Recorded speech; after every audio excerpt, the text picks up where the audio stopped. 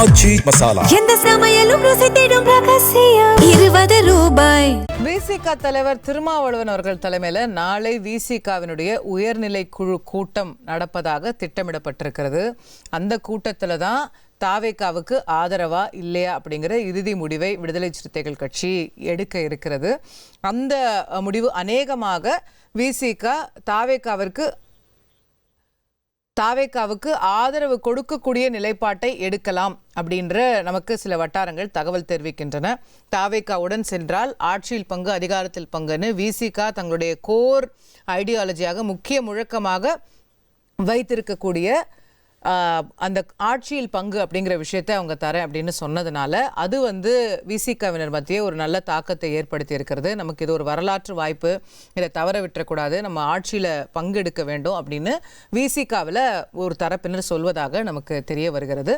அதனால் நாளை காலை 6 மணிக்கு அந்த ஆலோசனை கூட்டம் ஏற்பாடு செய்யப்பட்டிருக்கிறது. அதில் திருமாவளவன் அவர்கள் அனைத்து தரப்பினருடைய கருத்தையும் கேட்டு இறுதி முடிவை எடுப்பார் அப்படின்னு சொல்லப்படுகிறது. ஏற்கனவே விசிகவும் கம்யூனிஸ்டும் நாங்கள் எதாக இருந்தாலும் ஒரே முடிவை எடுப்போம், சேர்ந்து முடிவெடுப்போம் அப்படின்னு திருமாவளவன் அவர்கள் சொல்லியிருந்தார். அப்போ விசிக போகுது, கூடவே கம்யூனிஸ்டும் போகிறாங்க அப்படின்னு சொன்னால் தாவேகாவுக்கு தேவையான அந்த 6 எம்எல்ஏக்கள் கிடைத்து விடுவார்கள் அப்படிங்கிற பார்வையும் இருக்கிறது. நம்மோடு பத்திரிகையாளர் திரு ரமேஷ் அவர்கள் தொலைபேசி வாயிலாக இணைகிறார். அரங்கத்தில் திரு பார்த்திபன் அவர்கள் அரசியல் ஆலோசகர் நம்மோடு இணைகின்றார். அவரையும் நிகழ்ச்சிக்கு அன்போடு வரவேற்கின்றேன். திரு ரமேஷ் அவர்கள்ட்ட முதற்கட்ட பார்வையை பெறலாம்னு நினைக்கிறேன். விசிக கம்யூனிஸ்டுகள் தாவேகாவுடன் செல்ல கூடுதல் வாய்ப்பு பாக்குறீங்களா? விசிகவோ கம்யூனிஸ்ட் கட்சிகளோ தாவேகாவை ஆதரிக்குமானால் வெளியில் இருந்து ஆதரிப்பதற்கான வாய்ப்புகள் தான் அதிகம் என்று நான் பார்க்கிறேன். அமைச்சரவையில் இணைவதற்கு முற்பட மாட்டார்கள் என்று நினைக்கிறேன். என்ன காரணம்? இல்ல, நிபந்தனைகள் அடிப்படையில் எங்கள் ஆதரவு இருக்கும், ஆட்சியின் செயல்பாட்டை பொறுத்து எங்கள் ஆதரவு இருக்கும் என்று கூறுவதுதான் சரியாக இருக்கும். அந்த நிலைப்பாட்டை இருக்கலாம். இப்போது காங்கிரஸ் கட்சி உடனடியாக தன்னுடைய முடிவை மாற்றிக்கொண்டு மந்திரி சபையில் இணைவது, அதே போல அந்த கூட்டணியிலேயே பயணிப்பது என்று எடுத்திருக்கிற முடிவு பச்சையான சந்தர்ப்பவாதமாக பார்க்கப்படுகிறது. அந்த நிலையை இவர்களும் அந்த விமர்சனங்களுக்கு ஆளாகி கூடாது என்று நினைப்பார்கள். முதலமைச்சரோடு நெருக்கமான உறவு பாராட்டக்கூடியவர்கள், நட்பு பாராட்டக்கூடியவர்கள். ஆகவே அவர்கள் அந்த முடிவை எடுப்பதற்கு, மந்திரி சபையில் இணைய முடிவை எடுப்பதற்கான வாய்ப்பு குறைவு என்று நான் பார்க்கிறேன். வெளியில் இருந்து ஆதரிக்கக்கூடிய வாய்ப்பு அதிகம் என்று பார்க்கிறேன்.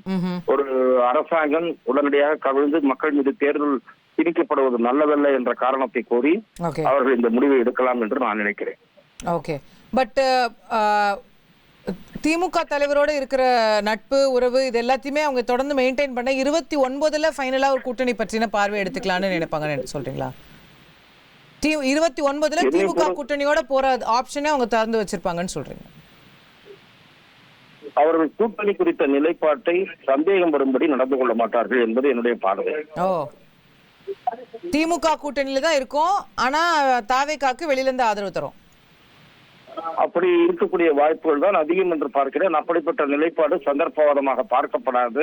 மந்திரி சபையில் இணைகிற முடிவை உடனடியாக எடுத்தால் எல்லோருமே இவர்கள் எல்லாம் மந்திரி பதவிக்காக காத்திருந்தார்கள் என்ற விமர்சனத்திற்கு அந்த முடிவு எடுத்தா அது திமுக ரசிக்குமா? நிச்சயமாக ரசிக்காது என்பதுதான் என்னுடைய பார்வை. ஏற்கனவே காங்கிரஸ் கட்சி இன்றைக்கு வெளியில இருந்து ஆதரவு கொடுத்தா கூட திமுக அதை ரசிக்குமான்னு கேக்குறேன். இல்ல, அது ஏற்றுக்கொள்ளக்கூடிய ஒன்றாக கூட பார்க்கலாம். ஏனென்றால் எந்த ஒரு கட்சியுமே இப்போது எந்த விஜய் வருவதை விரும்பாத கட்சிகள் கூட மீண்டும் மக்கள் மீது தேர்தல் திணிக்கப்படுவதை விரும்பாது. தேர்தலை சந்தித்தால் அது விஜய்க்கு அனுதாபமாக மாறும் என்று கூட கருதுவார்கள். அந்த அடிப்படையில் தேர்தல் தள்ளி போடுவதை நல்லது என்றுதான் நினைப்பார்கள். அந்த அடிப்படையில் இந்த ஆதரவை அவர்கள் விரும்புவார்கள். What about ADMK sir? அதற்கான பாசிபிலிட்டி நீங்க எவ்வளவு பாக்குறீங்க? அதிமுகவுக்குள் குழப்பம் இருப்பதாக, இருவேறு கருத்துக்கள் இருப்பதாக நான் அறிகிறேன். அவர் விஜயை ஆதரவை கோராத போது நான் ஏன் இதற்கு முன்வர வேண்டும் என்ற பார்வை இருக்கிறது. எடப்பாடி பழனிசாமியை பொறுத்தவரை அவரிடம் கடிதம் கோரி ஆதரவு அளிப்பதெல்லாம் கௌரவ குறைவான விஷயம். அவர் யாராவது நேரடியாக சந்தித்து ஆதரவு கோர வேண்டும் என்று எதிர்பார்த்தார்.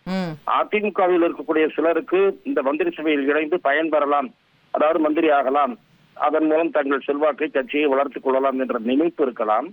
ஆனால் திரு எடப்பாடி பழனிசாமி மரியாதையை எதிர்பார்ப்பார் என்று நான் நினைக்கிறேன். சரி, அவர் இல்லாம இவங்க தனித்து முடிவெடுத்தால் 2/3 இருக்க வேண்டும். இல்லை என்றால் அவர்கள் பதவி பறிபோகக்கூடிய வாய்ப்பு உருவாகலாம். கட்சிக்குள் தேவையற்ற பிளவு வரும், அந்த கட்சி மேலும் பலவீனமடையும். ஏற்கனவே சின்னாபின்னமாகி இருக்கிறது, அது மேலும் பலவீனமடையும். ஓகே, நன்றி திரு ரமேஷ், விரிவாக உங்கள் பார்வைகளை பதிவு செய்ததற்கு. எந்த சமையலும் ருசி தேடும் ரகசியம் 20 ரூபாய்.